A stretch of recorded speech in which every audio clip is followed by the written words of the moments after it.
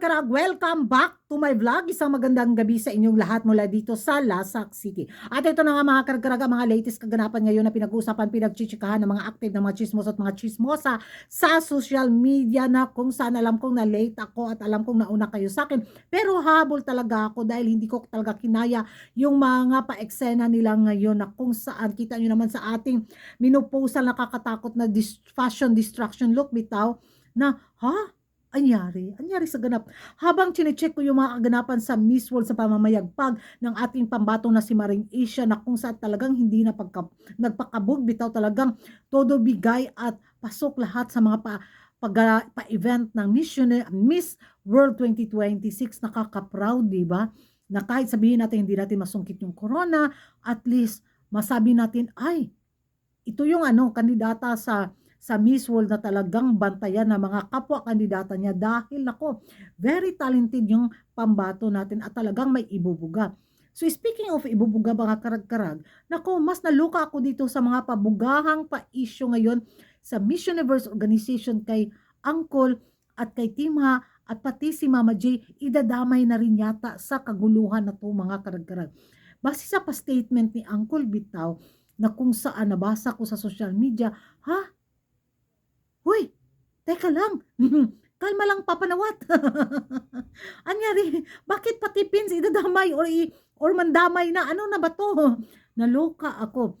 Kahit sabihin bitaw na may bagong hawak sa Miss Universe Philippines prangkisa or baka nasa Reyna Filipinas na sa pamamahala ni Maring Jojo, di ba? So, wala naman siguro munang karapatan si Angkol na dapat siya yung unang mag-announce, di ba? So, dapat, ano lang ba, yung alitan niya sa Miss Universe Organization at kay Tima, siya lang yung makipagsampalan, makipagbardagulan doon mga karag-karag. Di ba? Wag na siyang mandamay, wag niya nang idamay ang pins kasi nanahimik naman tayo. Di ba? Nanahimik tayo sa mga pa-issue na ganyan. Kahit sabihin pa natin, hindi natin gusto si Tima na siya yung nanalo dahil nga kita naman sa resulta, di ba? At ako, ito yung very interesting. Yung mga paorasyon, artikulo, bersikulo ng nilabas ngayon sa mga taga-Tacos Area of Responsibility and Community na baka malaglag tayo sa chance na masungkit ulit ang corona or makapasok tayo sa highest placement base sa mga theory at obserbasyon ng mga taga-Tacos Area of Responsibility, mga karag-karag, basahin ninyo ito.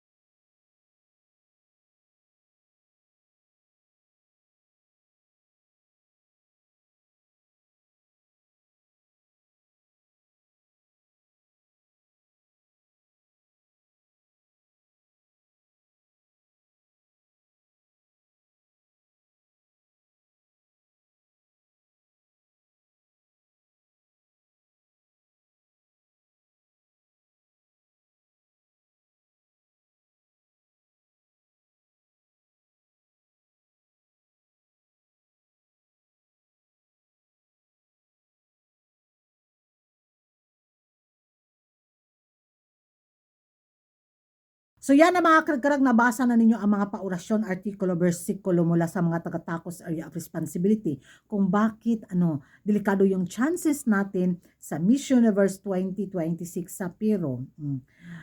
Baka madamay nga daw si Maring Bea dahil isa rin tayo sa nang bash daw kay Tima at isa tayo sa hindi tanggap yung resulta sa pagkapanalo ni Tima at base ngayon sa sirkulasyon sa kaguluhan na ginawa ni Angkol laban sa Miss Universe Organization, baka yung chance na mga taga-Asia sa taon na to sa Miss Universe ay 50-50 below the ground.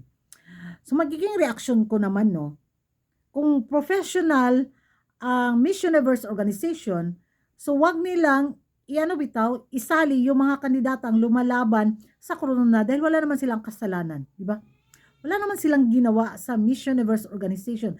Yung ano, yung girahe nila, yung ano nila, sumbago nila bitaw, si Angkol. Kasi sila naman yung ano, nagkagulo-gulo or part lang ng drama nila ito. Hindi natin alam ha, yung mga paorasyon ngayon na kumakalat sa social media. Nakakaloka mga karag-karag kung pati yung laban ni Maring Bea natin is maapektuhan dahil sa kagagawan ni Angkol. At pati ngayon daw ang pambato ng ano, si Maring Butis ay baka itong taon na to laglag talaga daw sila sa placement. At yun nga, mahila rin pababa daw si Maring Bea natin. Ay, ewan ko sa inyo kung ano yung magiging reaction nyo. Ang magiging reaction ko talaga, mga tulog siguro sa taan no? Baka pagkagising natin kinabukasan, maging okay na sila. Di ba? Kasi wala eh. Araw-araw na lang talaga sila gumagawa ng ingay sa social media. Or party lang talaga ito ng kanilang drama mga karag-karag. Yun lang ay sa sariling obserbasyon ko. Mag-ingay tayo sa comment section kung sa tingin ninyo makaka-apekto kaya ito sa laban ni Maring Bea, ito ngayong kaguluhan sa Miss Universe organization at kay Angkol, pati na ang Miss Universe Philippines prangkisa ay nasa delikadong sitwasyon nga. Thank you for watching. See you in my next vlog.